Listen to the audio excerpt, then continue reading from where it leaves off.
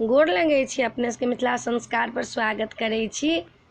एकटा सुकन्या के कथा दै छी। कथिला एक दिन तऽ दंग ये, सब कथा एके दिन सुनऽ पड़त। आइ जे ये काल्हि जे ये 12 दिन में बाल बसंत के कथा, चनाई बोरसी के कथा, सुकन्या के कथा। एक देश में एकटा राजा रहथिन, हुनका 2टा 4टा रानी रहन, एकोटा में पुत्री नहीं रहथिन। एकटा रानी के भेलन एकटा पुत्री, हुनकर नाम पड़ल सुकन्या। सुकन्या बड़ सुंदर रहथिन। सुकन्या जे रहथिन से कनि अग्रिलेश रहथिन।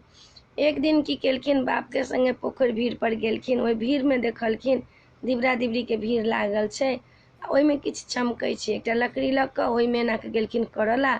ओहि हुनकर रहनि मुनि के आँखि फूटि गेलनि, हुनकर नोर खून खसऽ लगलनि। अब राजा के कहलखिन राजा बचाओ, राजा बचाओ। राजा एलखिन, राजा कहलखिन बाप रे बाप, ई तऽ मुनि छलखिन, अहाँके के दशा केलक? कहलक अपने के पुत्री दशा केलक, दिबरा दिबरी के भीड़ में रहथिन। आब कहलखिन कि गेलखिन घर पर, पंडित जोशी के बजेलखिन, कहलखिन आब एकर कोन अति पाप प्रायश्चित हैत? कहलखिन कि अभी तो हुनके से पूछू। मुनि के पूछा गेलखिन। मुनि कहलखिन अपना बेटी के हमरा कुटी में धऽ दिअ जे हमरा सेवा करत, हमर आँखि फोड़लक। तऽ कहलखिन हमरा एकेटा बेटी है, नहीं दोसर बेटी। कहलखिन हम नहीं जानै छी, अब अहाँ जानू। गेलखिन कह सुकन्या के। सुकन्या कहलखिन ठीक छै, हम तैयार भऽ हम जायब।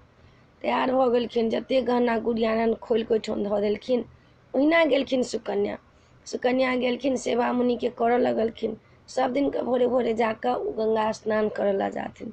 अश्विनी कुमार जे रहन हुनका पाछा पड़ि गेलनि, देवता रहथिन। कहथिन सुकन्या के हमरा संग विवाह करू। कहै छै अहाँ के संग विवाह कोना करू, हम सती छी, श्राप देव जरि जायब। लेकिन अहाँ बड्ड सती छी, तऽ कहलखिन अहाँ अपना पति के संग आब गंगा जी में नहायब। कहलखिन ठीक छै। 3 गोटा आयल थे, एके बेर गंगा में डूब लगल। सुकन्या तऽ जेहने रहत तेहने रहत, हुनकर पति अश्विनी कुमार सन के दुनू एके भऽ गेलनि। आब तऽ हुनका बड़ टेंशन भऽ गेल जे हम किनकर हाथ पकड़ू, हमर शत्रुते चलि जायत। सुकन्या के याद एलनि कि देवता के पपनी नहीं खसैया, पलक नहीं खसैया।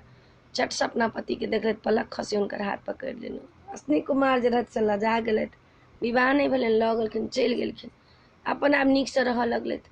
एक दिन राजा कहलखिन चलो सुकन्या के देखै छी बाघ सिंह खा गेलै कि की भेलै नहीं भेलै, कनि जाकऽ देखै छी।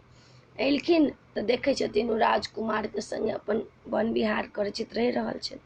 माय बाप के देखलखिन, कहलखिन हम बड्ड स्वागत करब, बड्ड स्वागत केलखिन। चलू माँ हमरा घर चलू, कते दिन बाद एलहुँ, चलू हमरा घर। कहलखिन हम अहाँके घर नहीं आब, हमर नाक कटा देलहुँ। अहाँ ओहि मुनि के छोड़ि कऽ अहाँ कोन राजकुमार के संग विवाह कऽ लेलहुँ, हमर नाक कटा देलहुँ, हम अहाँके घर नहीं आब, हमरा लेल अहाँ मरि गेलहुँ। कहलखिन हम अहाँके नहीं कहब, चलू अहाँके जमाए सबटा बात कहत। जमाए सबटा वृत्तांत सुनलखिन जे उ कोनो दोषी नहीं छथिन, उ तऽ हमरा नीक बना देलथि हँ, जे उ तऽ हमर सती छथि, पत्नी छथि, सती छथि, से हमरा राजकुमार बना देलथि। कहलखिन ठीक छै। राजा सुमेध यज्ञ केलथि, सब देवता दानव के बजेलथि, सबके बजेलखिन। अश्विनी कुमार सेहो एलथि। वही में पाँति में ई जे रहथिन मुनि से बैस कऽ भोजन केलखिन। अश्विनी कुमार के नहीं बैसऽ देलखिन, कहलखिन नहीं अहाँके चालि बड्ड खराब, अहाँके नहीं बैसऽ दे। तैयो सब लोग कहलखिन तऽ वही पाँति में हुनका भोजन सेहो अश्विनी कुमार सेहो केलथि। सब देवता सब आशीर्वाद देलखिन बेटी जमाए के, कहलखिन अहाँ सब दिन सती रहू, अहाँके सुहाग बनल रहे। सब गोटा हुनका आशीर्वाद देलखिन, प्रणाम केलखिन, सबके आशीर्वाद हुनका फललनि, लेलखिन। कहैत सब देवता सब चलि गेलखिन, हुनकर सुकन्या अपना घर गेलथि। एहि वीडियो में इएह छलै।